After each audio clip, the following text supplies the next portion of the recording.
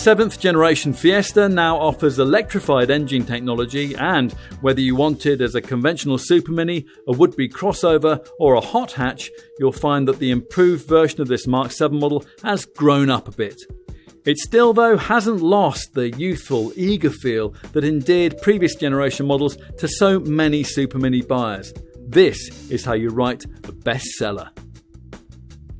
So, to the big questions here, what's the electrified engineering now added to this 7th generation Fiesta really like? And has it in any way diluted this car's greatest calling card, its energetic drive dynamics? It certainly shouldn't have. Ford's choice of mild hybrid tech here, rather than the more efficient full hybrid technology that rivals like Renault and Honda and Toyota offer in this segment, means that the weight penalty for this technology is as relatively slight as the frugality benefits that it delivers. And that'll be good news if you're the kind of person who likes their driving. Variations on the Fiesta theme may come and go, but before driving any version of Ford's definitive supermini, there's one thing that you almost always know for certain, that it'll be a great steer. Now this time around, the Blue Oval brand sought to retain that traditional Fiesta attribute, yet at the same time to introduce a standard of ride quality that was closer to that was delivered by arch rivals like Volkswagen's Polo. The feel you'll get from this Fiesta depends quite a lot on the variant of it you choose. That's because two quite different chassis configurations have been used across the range, with a firmer setup used for the very sporty ST models, like the one I'm driving now, and a softer one that features elsewhere in the range on the cars that the majority of customers will actually end up with. On such mainstream versions, this car isn't quite the sharp and eager thing we remember from earlier Fiesta generations, but it still can offer a level of handling joie de vivre that's beyond anything that its competitors can manage, and that's thanks to sharp electric steering, a stiff, lightweight body, and an effective torque vectoring system which really helps you get down the grip through the corners. You'll be wanting to know more, though, about the electrified engineering that we mentioned earlier. You don't actually have to have it. Of the 3-cylinder petrol engines which now exclusively make up the Fiesta range, at the time of this test in spring 2021, 3 non-electrified units remained: a base 75 PS normally aspirated Ti-VCT power plant, the old 100 PS 1-litre EcoBoost engine, and the ST hot hatch model's 1.5-litre 200 PS powertrain. But these are now minority choices. Almost all Fiestas nowadays leased or sold with the mHEV mild hybrid engine that we're trying here. It's a variation on Ford's usual 1-litre 3-cylinder EcoBoost petrol unit, which is offered in either 125 PS or, as in this case, in 155 PS guises.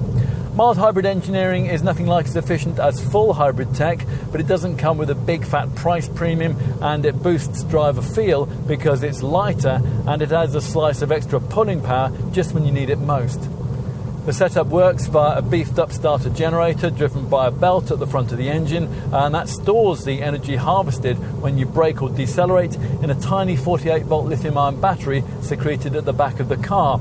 Now, this provides a bit of extra zip when you accelerate. Ford says up to 50 newton meters of extra torque, and it delivers a little electric boost from low revs to torque fill while you're waiting for the turbo to spool up. That has a lot to do with this car's fizzy and revvy feel.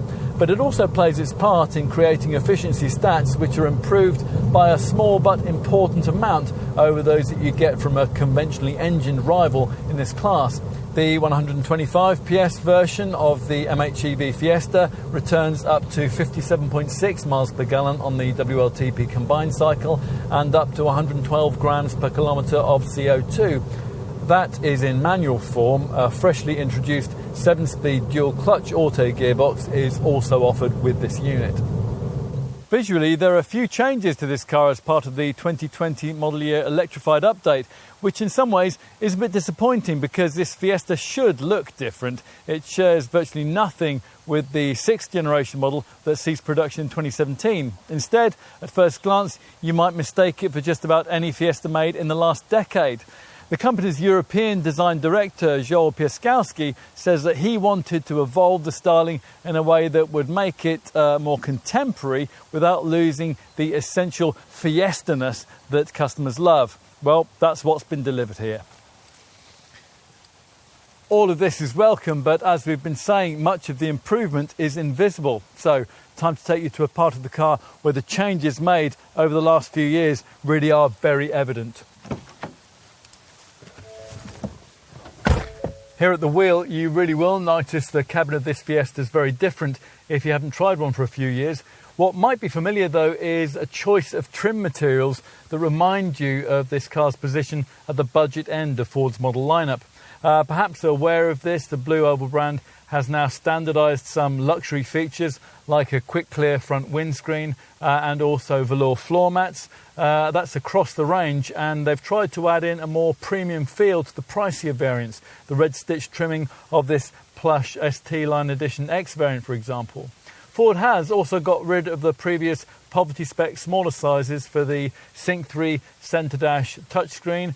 This 8-inch monitor is now standard, whichever trim level you select. As part of this model update, the company has improved this monitor's user interface with bigger buttons, and most models get it complete with navigation and also the brand's clever Ford Pass Connect built-in modem that allows for in-car Wi-Fi and also for remote interaction with your Fiesta via your smartphone. Apple CarPlay and Android Auto smartphone integration is of course included, and all the cabin basics have been well executed. It's really easy to find a comfortable driving position. The instruments, they're clear, and there's plenty of interior storage. So, time to take a seat in the rear. If you come to this car fresh from ownership of a pre-2017 era Mark VI model, it's likely that you'll view Ford's greater efforts in this part of the cabin in a positive light. There is, after all, 16mm more knee room than there was with that previous generation design. Plus, the seats, they're softer and they offer greater side-to-side support. Should you be trying a Fiesta, however, having sampled a more spacious supermini rival, and there are plenty of those, then you'll probably be a little less inclined to be so generous. Finally, we'll take a look in the boot. Back in 2017, when we first tested this Mark VII model, we hoped that the lengthier platform would bring this Ford closer to the prevailing supermini standard for luggage capacity. We were, however, somewhat disappointed to find that an improvement of only 17 litres had been made. That still is an issue for us. The luggage bay is rated at 292 litres for both body shapes, and that's a figure that most rivals can comfortably improve on. Still, it will be enough for a folded pushchair and the contents of the weekly shop, and that's all that most owners will need. If you are able to flatten the 60/40 split folding rear backrest, you'll find that the revealed cargo floor ends up with quite a step in it, but the total capacity figure looks rather better by segment standards, 1,093 litres. The Ford Fiesta has always been a vehicle that the British public has warmed to, but the truth is that before this 7th generation model arrived, supermini buyers chose this car either because it was great to drive or because they'd been offered a deal that was too good to turn down. There really wasn't any other reason to buy one. This Mark VII model is set out to change all that though. It's smarter to look at, it's smarter to sit in, and it's smarter to operate. So in short, this is more than ever a small car that supermini buyers simply can't ignore.